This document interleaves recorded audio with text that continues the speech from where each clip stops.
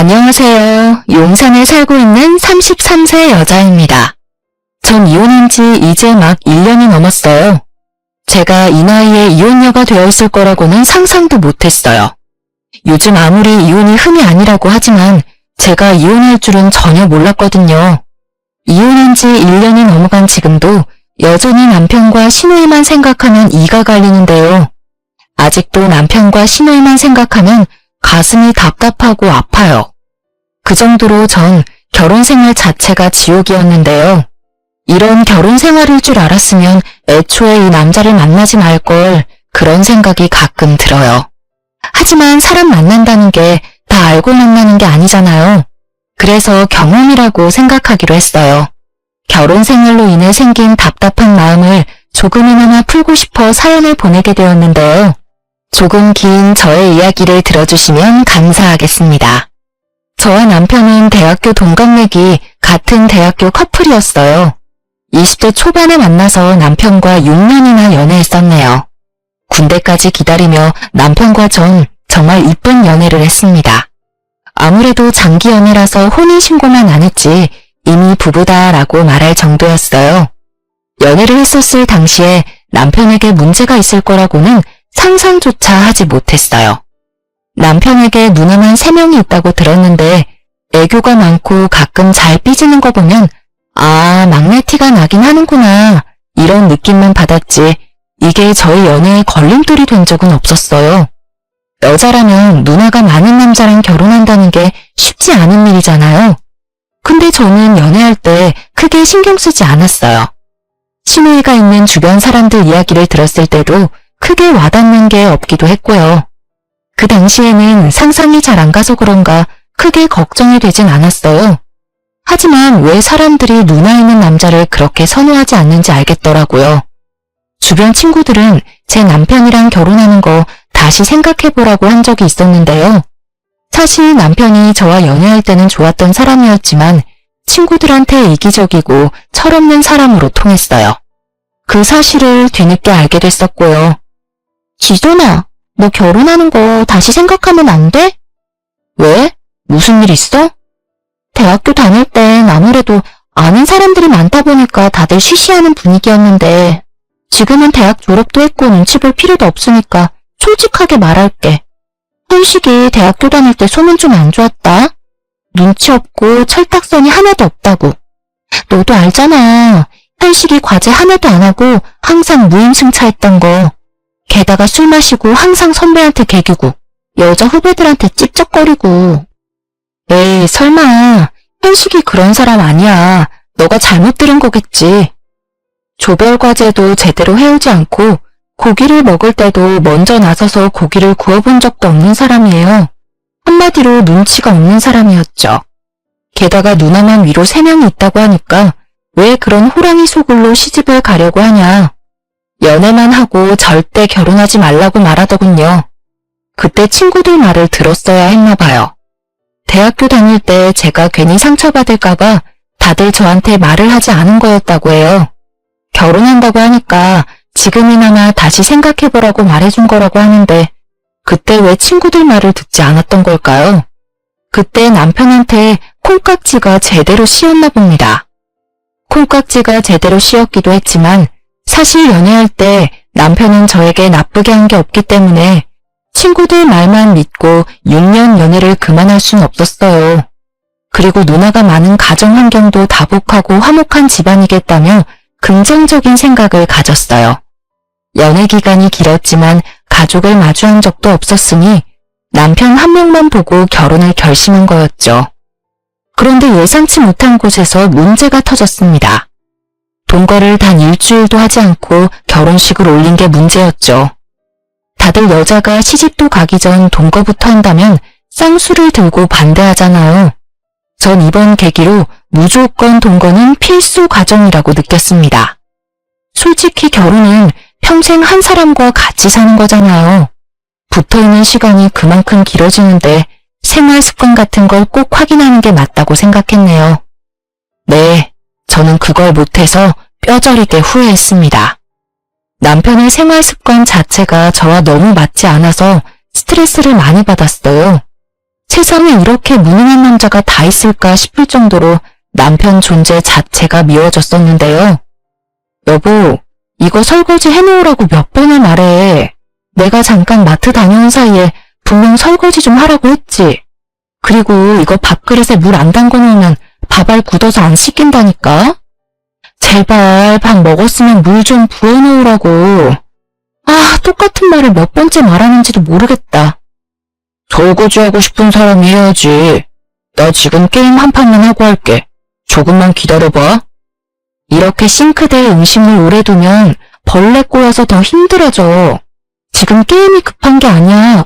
초파리 꼬이고 모기 생기고 난리부르스 되기 전에 빨리 설거지해. 남편은 본인이 해야 할 기본적인 집안일조차 하지 않아요. 본인이 먹은 과자 봉지나 그릇 등등 본인이 치우는 법이 없어요. 탁자에 먹은 껍질을 그대로 올려놓더라고요. 한두 번은 치워줬습니다. 세 번째부터 부글부글 끓더라고요. 마치 저에게 치우라는 듯이 올려놓는 꼴이란 저지르는 사람 따로 있고 치우는 사람 따로 있다는 말이 맞습니다. 옆에 분리수거 봉지가 있는데도 분리수거? 그런 거 안 합니다. 하라고 시켰더니 조금 있다가 본인이 내킬 때 하겠다고 하더라고요. 한마디로 치우기 귀찮다는 거죠. 신혼 초에는 라면조차 끓이는 법을 몰라서 저한테 하나하나 배웠습니다. 아무리 오냐오냐 자란 막내라고 해도 라면을 못 끓이다니요. 게다가 설거지 요령도 없어서 싱크대가 물바다가 되거나 그릇만 수십 개는 깨졌습니다. 결혼할 때 산 비싼 집기는 이미 다 없어졌네요. 처음엔 남편이 다치지 않았을까 걱정이 많이 됐었는데 결혼 1, 2년 차가 넘어갈 때부턴 또 지랄이다 하라고 그냥 대수롭지 않게 넘겼어요. 그런 남편을 볼 때마다 답답함을 느꼈던 저는 남편에게 설거지를 시키는 것보단 내가 하는 게 낫겠다 싶어서 결국 모든 설거지는 제가 하게 됐습니다. 생각해보면 남편이 설거지를 하지 않기 위한 계획이었나 싶더라고요. 설거지 말고도 화장실 문제로 자주 싸우기도 했었는데요. 소변을 볼 때 남편의 소변이 사방팔방으로 다 튀다 보니 다음에 쓰는 제가 정말 불편하고 찝찝하더라고요. 내가 분명 말했지. 오줌 쌀 때마다 제발 이리저리 튀기지 말라고. 오줌이 튀면 닦기라도 하던가. 왜 이대로 냅두냐고. 하여튼 혼자 깔끔한 척은 다 하네. 여보, 그 결벽증 좀 고쳐. 우리 집에선 이런 걸로 문제될 게 전혀 없었어. 그리고 답답하면 여보가 좀 알아서 닦아놓으면 되잖아. 우리 엄마도 뭐라고 안 하는 걸 왜 너가 난리냐? 이제 한평생 나랑 살아야 하는데 언제까지 엄마 하면서 지낼 거니? 이제 내가 싫다고 하는 건 고치는 척이라도 해. 너 나이가 몇 살인데 애처럼 굴고 그래? 왜? 아니 고작 이런 일로 화를 내는 너가 예민한 거 아니야? 우리 20년 넘게 다르게 생활했던 사람이야. 어떻게 하나하나 다 마음에 들 수 있겠냐? 서로 안 맞으면 맞추는 노력이라도 해야 할 거 아니야. 근데 당신은 잘못된 건 고치려고도 안 하잖아. 난 그게 싫고 짜증난다고. 남편이랑 생활 습관 자체가 180도 달랐어요. 아무리 게으른 사람이라고 해도 그렇지 남편의 행동은 전부 무개념 그 자체였답니다. 내가 싫다고 하면 고치려고 하는 척이라도 해야 하는데 고칠 생각 전혀 없다며 대놓고 말하는 태도가 정말 어이없더라고요. 연애할 땐 정말 이런 사람인 줄은 전혀 몰랐어요. 연애할 당시 1박 2일 정도로 여행 몇 번 같이 간 적이 있는데 그때마다 부지런히 움직이던 사람이었기에 이렇게 게으른 사람일 거라는 전혀 생각 못했어요. 연애할 때와 결혼할 때 너무 다른 사람이라서 같은 사람이 맞나 싶더라니까요. 저희 친정 부모님 앞에서는 세상 부지런한 사람인 척 연기를 너무 잘해서 아무리 친정 부모님한테 하소연을 해도 믿어주질 않더라고요. 여우 중에서도 완전 상여우가 저희 남편이에요. 남편이 이렇게 게으르고 무개념이 된 이유는 다 누님들 때문이었는데요. 특히 남편과 2살 차이가 나는 막내 누님 때문이 커요. 시부모님을 보면 세상 멋지고 냉철하신 분들이세요. 자식이라고 해서 무조건 오냐오냐 하는 법이 없으시고 맞으면 맞다, 아니면 아니다라고 단호하게 말씀하시는 분들이세요. 그래서 남편은 시부모님 앞에서 항상 아무 말 못하고 기가 죽을 정도인데요. 반면 남편 누님들은 그런 남편이 뭐만 하면 이쁘다, 귀엽다라며 엄청 이뻐해요. 남편은 누님들 앞에서는 기가 엄청 사는 편일 정도였어요. 누가 보면 누님들이 남편을 낳은 건가 싶더라니까요. 그래도 시어머님과 첫째 누님, 둘째 누님은 시집살이를 절대 시키는 법이 없어요. 오히려 저보고 쉬라고 말할 정도였는데요. 그래서 말로만 듣던 시누이 짓에 대한 걱정이 사라지게 됐었는데요. 하도 주변 사람들이 시누이는 시어머니보다 더 심하다는 말을 들은 적이 몇 번 있어서 조금 겁을 먹은 상태였거든요. 그렇지만 첫째, 둘째 누님만 보고 안심할 수는 없었어요. 남편보다 2살 많은 막내 누님은 정말 시집살이가 심한 편이라서 제가 고생이 정말 많았었는데요. 남편을 제일 이뻐하는 누님으로 남편이 잘못을 하든 안 하든 무조건 남편 편만 들고 명절만 되면 저한테 설거지부터 음식까지 저 혼자 하라고 시키셨어요. 옳게? 우리 엄마가 과일 깎는 거 안 보여? 왜 보고만 있어? 우리 엄마가 옳게 과일 먹이려고 태어난 사람 같아 보여? 엄마 가만히 있어. 이런 건 옳게한테 하라고 해. 조용히 좀 해. 아주 너가 온 세상 시누이 짓은 다 하는구나. 태아가 얘가 하는 말 전혀 신경 쓰지 말고 편하게 쉬고 있어. 오늘 저녁 거의 너가 다 했잖니. 원래 이런 건 며느리가 하는 거라고.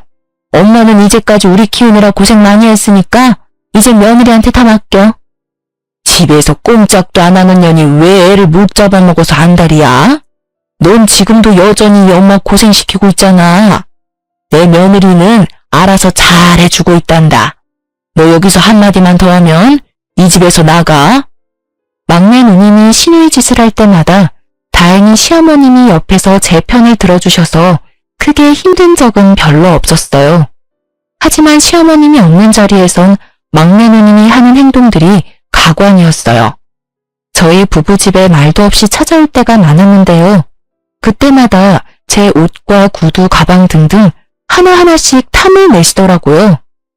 옳게, 이 가방 엄청 비싼 가방인데 어디서 났어? 옳게 돈 많이 벌어? 아, 이 가방 친정 엄마한테 작년 생일 선물로 받았어요. 너무 이쁘죠?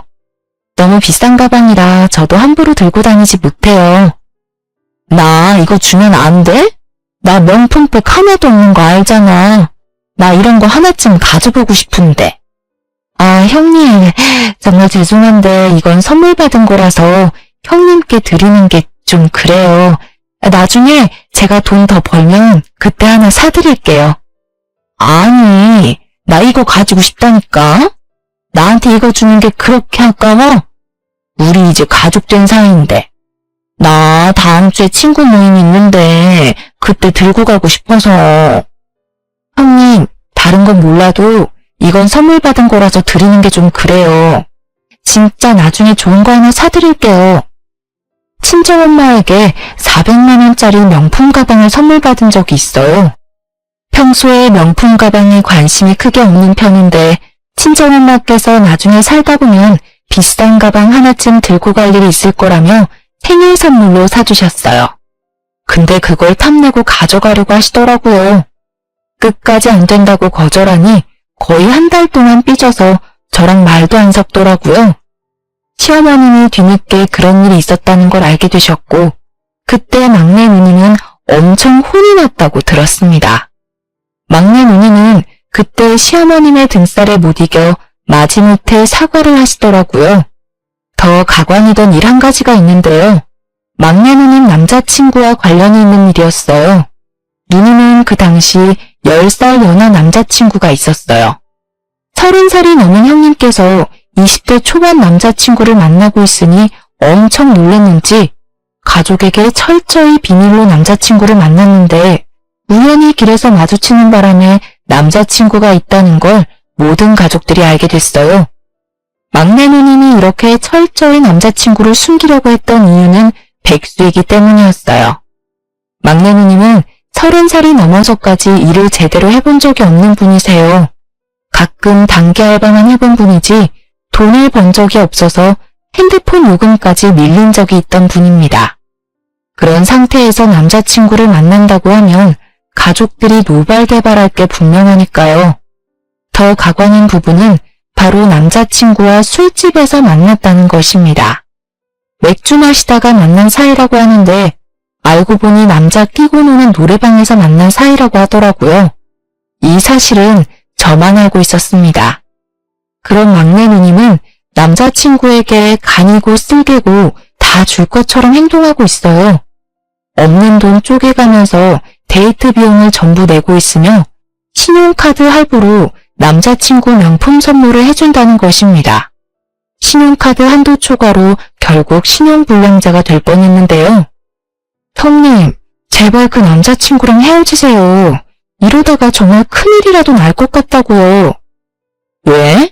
내 남자친구가 얼마나 좋은 사람인데 내가 그런 남자친구를 언제 만날 수 있겠어? 그리고 옳게, 너가 뭘 안다고 내 남자친구에 대해서 그렇게 말을 해? 내 남자친구 제대로 본 적이나 있어? 옳게가 뭘 안다고 헤어지라고 말해? 앞으로 이런 일로 나한테 뭐라고 하면 옳게 가만히 안 둬. 형님 이번 달 카드값도 400만 원이나 나오셨다면서요. 일도 안 하시는 분이 그걸 어떻게 감당하려고. 너 내 통지서 몰래 훔쳐봤니? 너가 뭔데 훔쳐봐? 옳게가 대신 내줄 거 아니면 제발 신경이나 꺼. 한 달에 카드값만 3,400만 원은 기본으로 나왔습니다. 신용카드 돌려막기로 지내다가 뒤늦게 알게 된 시부모님께서 해결해 주셨어요. 덕분에 신용불량자까지 되진 않았어요. 이런 일이 있었는데도 정신 차리지 못한 막내 누님은 여전히 남자친구한테 온갖 정성을 다하고 있는데요. 말이 통하지 않는 막내 누님을 모른 척하고 조용히 지내고 있었어요. 그때 친정엄마가 곧 칠순이었기에 6개월 전부터 친정 부모님 모시고 갈 제주도 여행을 계획하게 됐어요. 부모님 모시고 어떻게 여행을 가면 좋을까 열심히 알아보고 있는데 남편은 전혀 도와주는 법이 없더라고요. 서운했지만 그래도 내 부모님인데 내가 알아서 해야지 긍정적으로 생각했죠. 그렇게 비행기, 숙박 모두 다 예약해두고 여행만을 가길 기다리고 있었는데요. 근데 여행 가기 한 달 전 남편이 갑자기 여행을 가지 못한다고 하는 겁니다. 여보, 나 이번에 여행 못 갈 것 같은데? 갑자기? 아니 몇 달 전부터 가기로 약속한 여행인데 갑자기 이러면 어떡해. 회사에서 급한 출장이 있다고 하길래 원래 다른 팀원이 가기로 한 걸 나보고 가라고 해서. 아니 그래도 그렇지 우리 엄마 칠순경 가는 여행이잖아. 다른 팀원들도 있는데 왜 당신이. 이번만 다른 사람이 대신해 줄 수도 없어? 회사 일이 내 맘대로 되는 게 아니잖아. 여행 다녀오고 나서 그때 장모님 모시고 밥 맛있는 거 먹자. 이번 여행 당신만 다녀와. 너무 섭섭했습니다. 출장 가야 한다고 대충 변명만 되는 남편한테 엄청 서운하더라고요. 다른 것도 아니고 우리 엄마 칠순 여행인데 말이죠. 하지만 회사 일 때문에 그런 거라서 크게 뭐라고 하진 않았습니다. 그렇게 3박 4일 제주도 여행을 다녀온 이후 말도 안 되는 일이 벌어지고 말았는데요. 캐리어 짐을 풀고 이것저것 정리하고 있던 중 제 통장 하나가 없어진 걸 확인하게 됐어요. 제가 결혼하기 전부터 가지고 있던 5천만 원 통장이 없어진 것입니다. 분명 제주도 여행 가기 전까지만 해도 멀쩡히 있던 통장인데 갑자기 없어져서 도둑이 들었던 걸까? 별 생각이 들더라고요. 하루 종일 온 집안을 뒤지며 통장을 찾아봤는데 끝까지 통장이 나오지 않았어요. 너무 놀란 저는 안절부절 못하다가 결국 남편한테 이 사실을 알리고 경찰서에 신고하려고 하는데 남편이 급하게 신고하려는 걸 막더라고요. 그래서 왜 막냐며 성질을 냈었는데 알고 보니까 통장에 손을 댄 범인은 바로 남편이었어요. 남편이 범인이라는 사실을 알고 나서 얼마나 화가 나고 배신감이 들던지. 경찰에 신고부터 해야겠어. 진짜 난 분명히 여기 뒀는데 여보, 우리 집 현관문 비밀번호 바꿀까? 도둑이 든 게 분명하다니까. 그렇지 않고서야 통장에 발이 달렸나. 사실 내가 그런 거야 내가. 뭐? 그게 무슨 말이야? 당신이 그런 거라니. 사실 내가 급한 일이 있어서 그 돈 썼어. 그러니까 경찰서에 신고할 필요가 없다고. 미쳤어? 당신이 뭔데 내 돈에 손을 대? 어디서 썼는데? 뭐가 그렇게 급하다고 남의 돈에 손을 대냐고. 도대체 어디다가 쓴 거야? 5천만 원이나 되는 돈을 도대체 어디다 사용한 거지 물어봤는데 안절부절 못하며 끝까지 말을 못하더라고요. 끝까지 말을 하지 않길래 시부모님께 전화를 하려고 했습니다. 시부모님께 말한다고 하니 그때서야 어디에 사용을 한 건지 알려주더라고요. 미선이 누나한테 줬어. 막내 누나. 정말 미안해. 누나가 급한 곳에 돈 쓸 곳이 있다고 해서 빌려줬어. 막내 형님? 미쳤어? 빌려줄 사람이 따로 있지. 땡전 한 푼 없는 막내 형님한테 빌려주면 어떡하냐? 당신 솔직히 말해봐. 내 돈 훔치려고 제주도 여행 안 간다고 한 거지? 내가 지금 이 사실 발견하지 않았더라면 끝까지 숨기고 있었을 거잖아. 누나가 이래서 갚는다고 하길래 정말 미안해. 미안해 여보야. 내가 누나한테 다시 돌려달라고 말할게. 제발 화내지 마. 어? 당장 형님 불러. 지금 당장. 그렇게 저와 남편 막내 누님과 3자 대면을 하게 됐습니다. 막내 누님의 얼굴을 보자마자 뺨 한 대 갈기고 싶은 거 꾹 참고 말을 이어나갔습니다. 형님, 남편한테 다 들었어요. 남편한테 5천만 원 빌리셨다면서요? 그게 무슨 돈인 줄 알고 빌리셨어요? 근데 왜? 내 동생한테 돈 빌리는 게 큰 잘못이야? 그 일 때문에 이 시간에 날 여기로 부른 거야? 전 이렇게 뻔뻔하고 가증스러운 사람 처음 봤습니다. 본인 동생한테 빌린 돈인데 왜 자기를 불렀냐며 뻔뻔하게 나오는 막내 누님 때문에 진짜 화가 치밀어 오르더군요. 가운데 앉아있는 남편은 눈치만 보며 기죽은 강아지처럼 앉아 있었습니다. 내가 이런 남자랑 6년을 연애하고 결혼을 했다는 게 정말 한심하더라고요. 과거로 돌아가서 이 결혼을 막고 싶은 심정이었어요. 그 돈은 제 돈이에요. 알고는 있으셨어요? 그 5천만 원이 올케 돈이라고? 5천만 원의 출처가 저라는 말에 당황한 막내 누님은 애써 당황하지 않은 척 포커페이스를 유지했었습니다. 형님, 그 5천만 원 당장 돌려주세요. 그 돈 빌려간 지 얼마 안 됐으니까 다 쓰진 않으셨을 거잖아요. 일단 일부라도 좋으니까 제 돈 돌려주세요. 저 형님한테 그 돈 빌려줄 생각 눈꼽만큼도 없어요. 당장 돌려주세요. 돌려주고 싶어도 못 줘. 그 돈 이미 다 쓰고 없는 상태야. 아쉽게 됐네. 나중에 천천히 갚을게. 앙칼진 목소리로 돈이 없다고 말씀하셨어요. 당장 돌려줄 돈이 없다며 배째라는 듯이 나오는 막내 누님 때문에 혈압이 오르다 못해 쓰러질 것 같았습니다. 갚을 능력이 없으면 빌리지도 말아야 하는 게 맞지 않습니까? 그럼 언제 갚으실 건데요? 형님 갚으실 능력은 되세요? 일도 한 번도 해본 적 없으신 분이 무슨 배짱으로 그 큰 돈을 빌리신 거예요? 이왕 말 나온 거 솔직하게 다 말할게요. 형님 이번 일 말고도 저희 부부 신혼 초일 때 남편한테 3천만 원 빌리신 적 있으시죠? 그게 벌써 2, 3년 전이에요. 근데 그거 아직도 못 갚고 계시죠? 지금 빌려간 돈도 제대로 못 갚고 계신데 이번 돈은 무슨 생각으로 빌리신 거예요? 빌린 이유나 들어봅시다. 절대 말 못해. 급한 일이 있어서 쓴 거야. 아이씨, 갚으면 되잖아, 갚으면. 형님, 이번 일 제대로 말씀 안 하시면 저 가만히 안 있을 거예요. 지난번에 카드값 때문에 시어머님, 시아버님한테 된통 혼나셨죠? 이번 일까지 아시게 되면 형님 큰일 나요. 그러니까 제가 이거 다 시부모님께 말씀드리기 전에 저한테 솔직하게 말하세요. 남자친구 때문이야, 남자친구 때문. 남자친구가 급하게 쓸 돈이 있다고 해서 빌려달라고 하더라고. 근데 올케도 알다시피 내가 그 큰 돈이 어딨어? 그래서 현식이 얘한테 빌렸던 거였는데 그 돈이 올케 돈인 줄은 전혀 몰랐어. 미안해. 내가 늦더라도 꼭 갚을게. 형님, 제가 그 남자랑 분명 헤어지라고 했죠. 예전에 이 사람한테 빌려갔던 돈도 남자한테 뺏겼다면서요. 근데 이번에도 정신 못 차리고 남자한테 또 뺏긴 거예요. 그 돈 절대 못 돌려받아요. 아니야. 다음 달 안으로 꼭 갚는다고 했어. 이번에 내 말 한 번만 믿어줘. 내가 그 돈 돌려받는 대로 올케한테 바로 갚을게.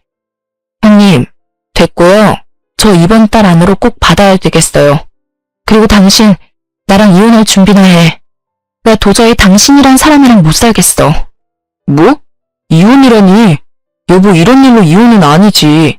제발 한 번만 봐줘라. 내가 진짜 이런 일 없도록 할게. 꼭 이번 일 때문에 이혼하려는 거 아니야.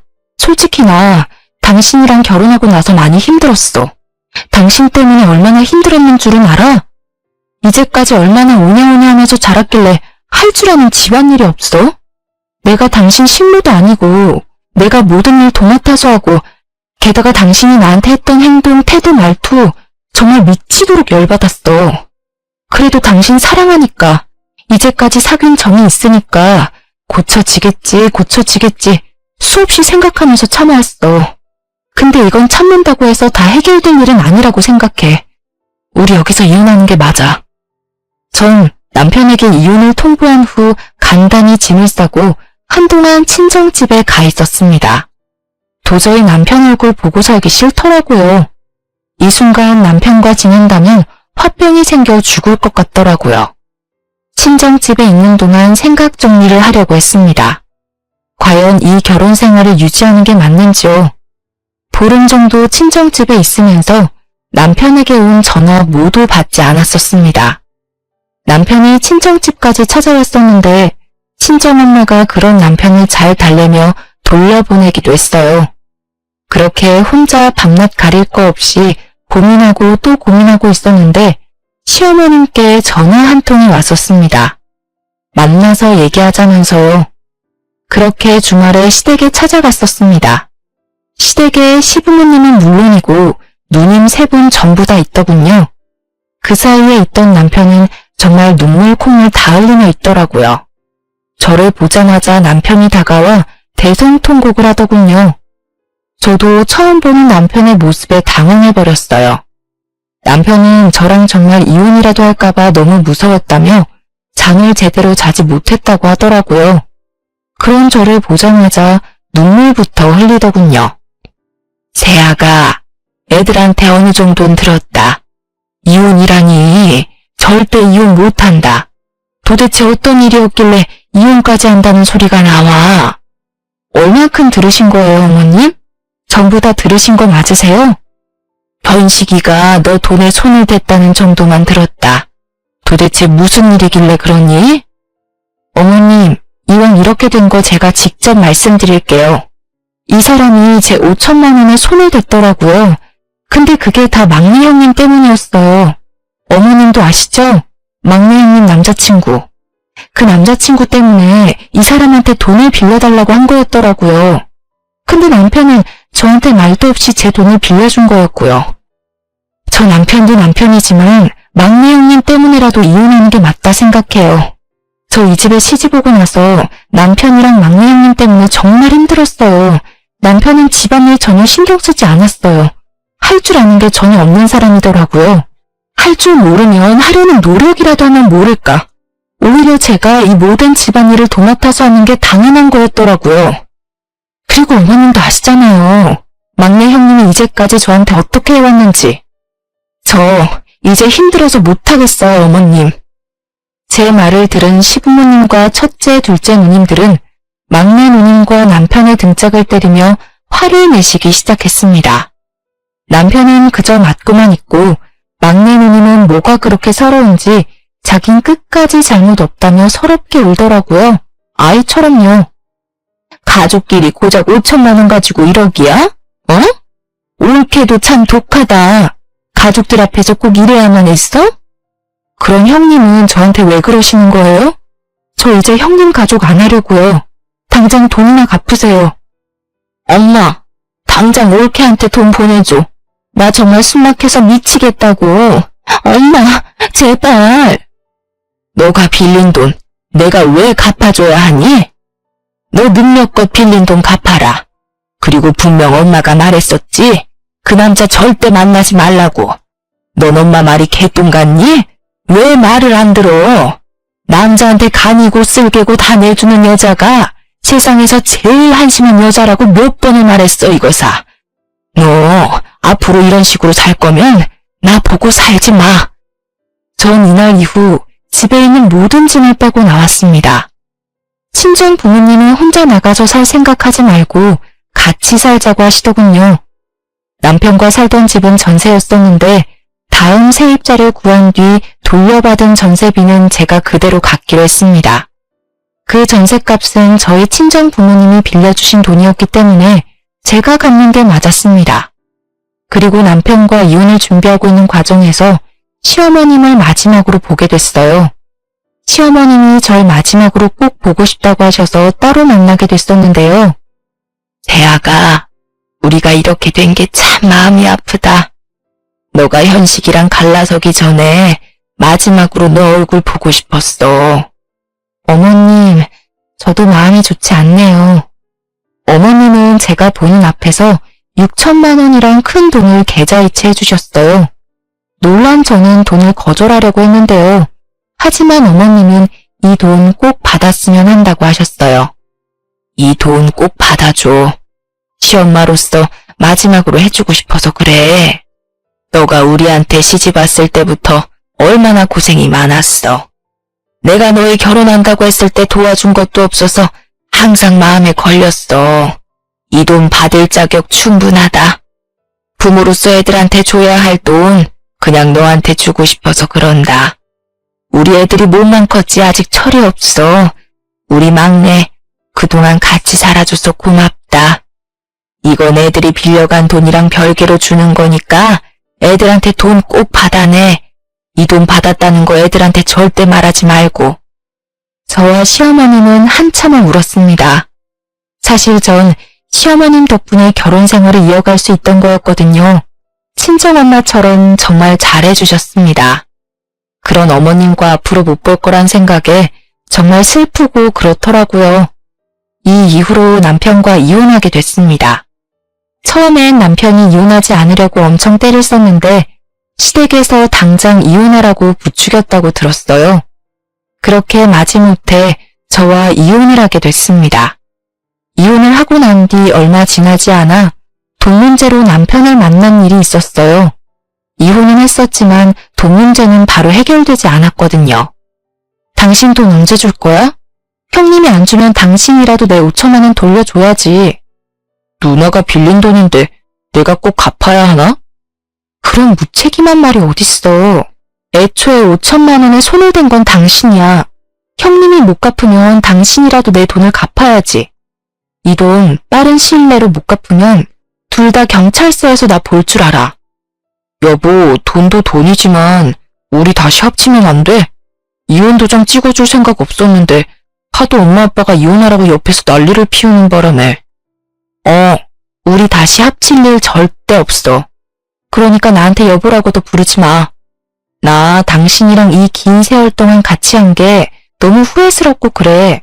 그러니까 내 돈이나 제때 갚기나 하셔. 남편은 5천만 원 때문에 엄청 스트레스를 받는 눈치였어요. 일을 하지 않는 막내 누님은 당연히 5천만 원 갚을 능력이 되지 않기 때문이죠.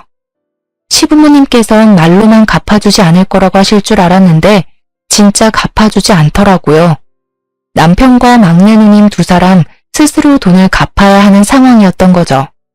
이혼하고 나서 한두 달 정도 지난 후에 제 통장으로 5천만 원 돈이 입금되었습니다. 이 두 사람 이 큰 돈이 없다는 것쯤 뻔히 알고 있는데 생각보다 돈 입금이 오래 걸리지 않아서 놀랬었어요. 이 돈 어떻게 갚은 거냐고 물어봤었는데요. 알고 보니 남편과 막내 누님께서 각각 반반씩 대출을 받았다고 하네요. 남편은 직장을 다니고 있는 사람이라서 제1금융권 은행에서 대출받는 게 가능했는데 무직인 막내 누님은 대출받는 게 한정적이라서 결국 제1금융권이 아닌 대부업체에서 대출을 받았다고 합니다. 대부업체는 다른 대출에 비해 금리가 높은 편이잖아요. 매달 원금과 이자를 갚는 게 너무 힘들었는지 울고불고 난리가 아니라고 합니다. 언제 한 번은 도저히 못 참겠었는지 저한테 술 먹고 울면서 전화하더라고요. 올케, 나 올케 때문에 망했어. 한 달에 대출금이 왜 이렇게 많이 나가는 거야? 나 이거 갚을 능력도 안 되는데 올케 때문에 무리해서 대출까지 받았다고. 올케, 제발 사람 하나 살린다고 생각하고 나 좀 도와줘. 어? 형님, 이 새벽에 이게 무슨 추태예요.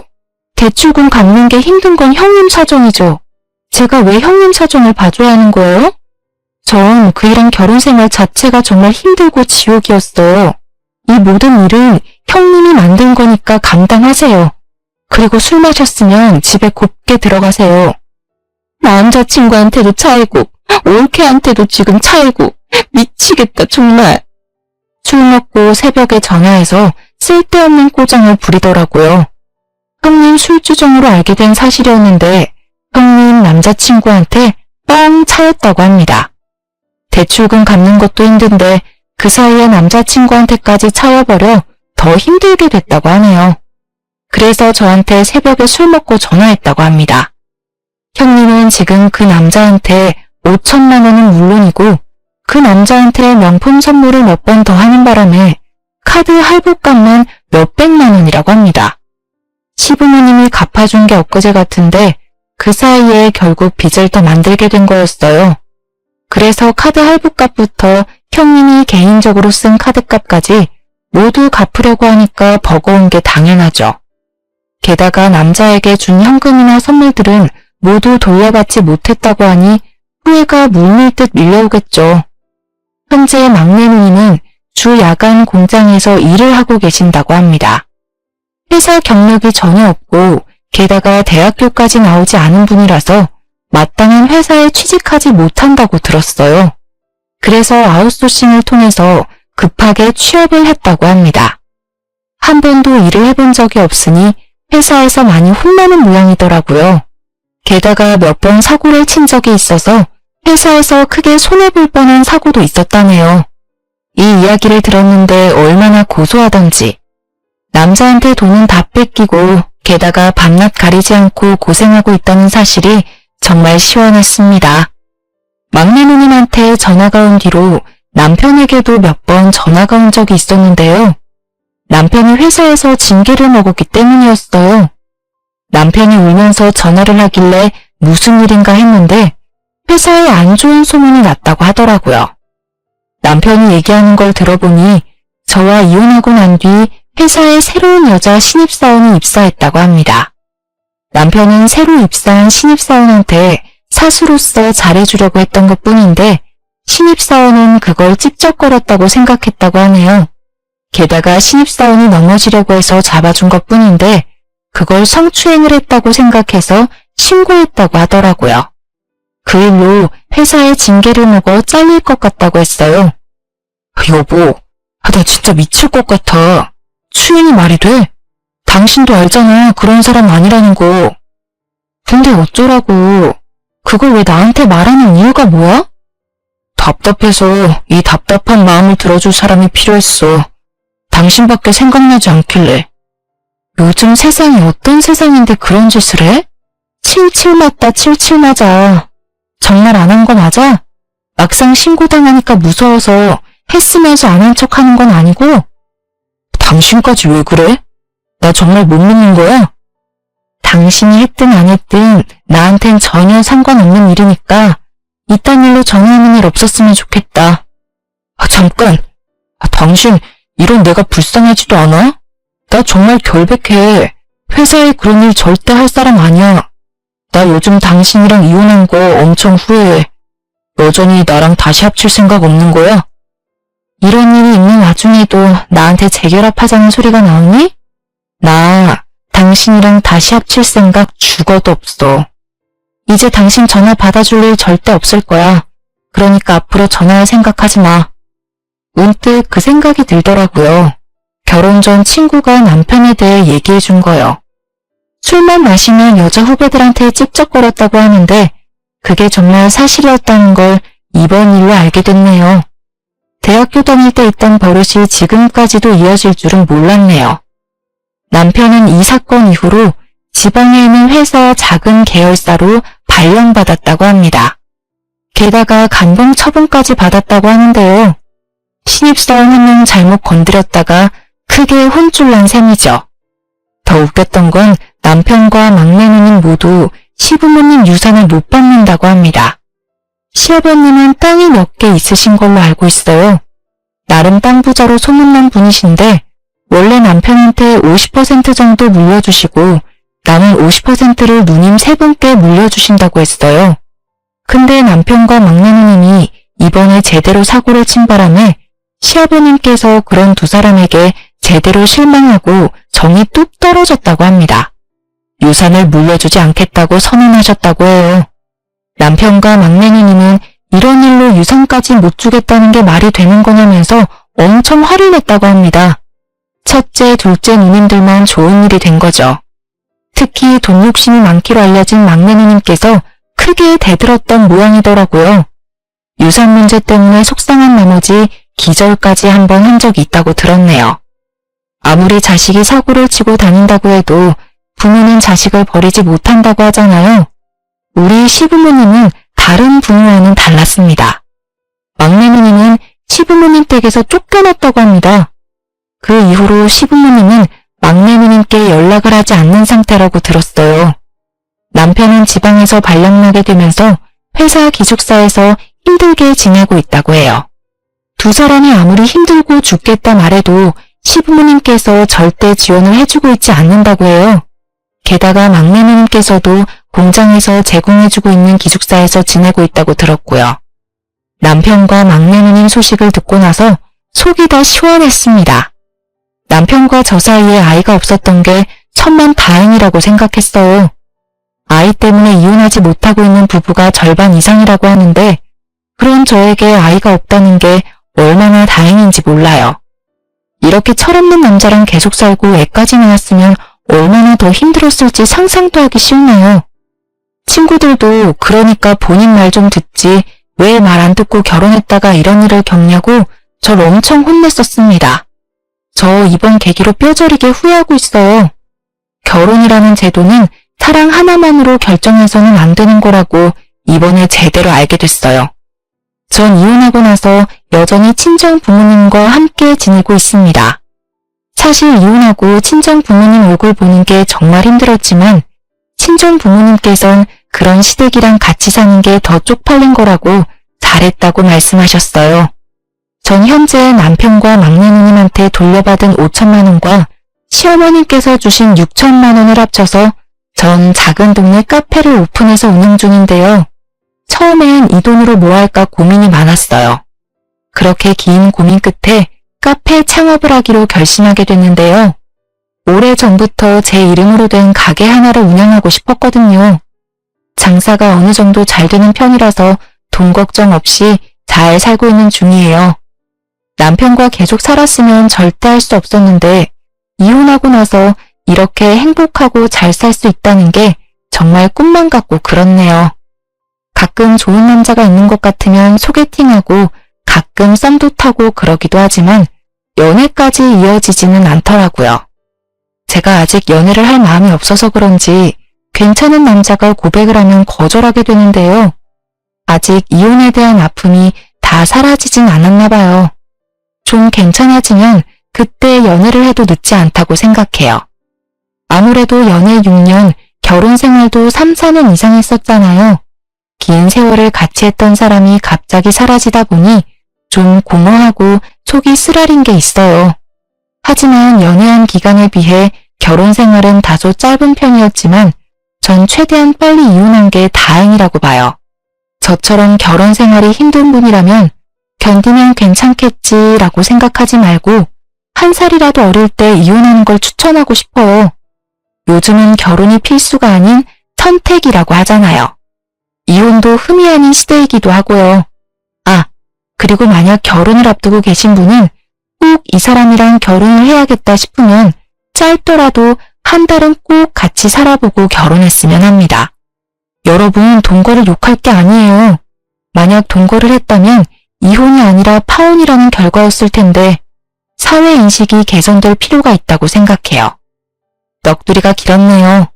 지금까지 제 길고 길었던 이야기를 들어주셔서 감사해요.